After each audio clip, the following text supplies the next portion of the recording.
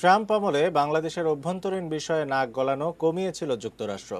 জো বাইডেনের প্রশাসন গণতন্ত্র ও মানবাধিকার ইস্যুতে বেশি সক্রিয়তা দেখালেও বাংলাদেশ যুক্তরাষ্ট্র সম্পর্ক আগের মতোই থাকবে বলে মনে করছেন পররাষ্ট্রমন্ত্রী ডক্টর এ কে আব্দুল মোমেন।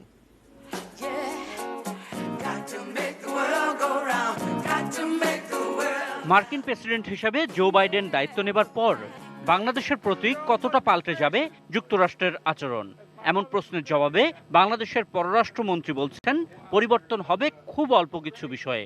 আমেরিকাকে আমি যা জানি, আমেরিকা তার পররাষ্ট্রনীতিতে কয়েকটা ভ্যালুজের উপর নির্ভর করে, কিছু প্রিন্সিপাল আছে, আর আমেরিকার স্বার্থের সপক্ষে যেগুলো করা সেইটা তারা করে।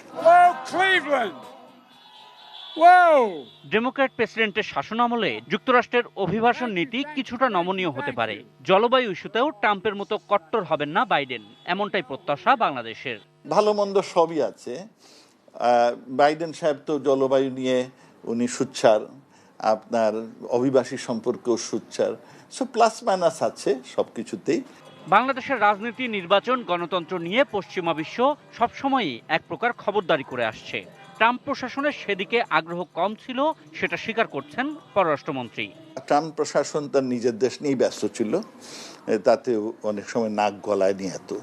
বাইডেনের সময় সেসব বাড়লেও বাংলাদেশের বর্তমান অর্থনৈতিক শক্তিশালী অবস্থানের জন্য অনেক কিছুই আগের মতো থাকবে না বলেও মনে করেন ডক্টর মোমেন।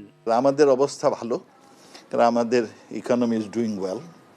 আমরা এখন মোটামুটিভাবে এই যে এম্পাওয়ারিং আওয়ারসেলফ, অর্থনৈতিক দিক থেকে আমরা ভালো করছি, আর আমরা geopolitically in a very very very good situation. আমাদের আশেপাশে রাষ্ট্রগুলো অনেকে উন্নতি করছে এবং আমাদের পজিশনটা খুব ভালো। বঙ্গবন্ধুর খুনি রাশেদ চৌধুরীকে ফেরত আনা সহ অন্যান্য দ্বিপাক্ষিক বিষয়েও যুক্তরাষ্ট্রের অবস্থানের কোনো পরিবর্তন হবে না বলেই প্রত্যাশা বাংলাদেশের।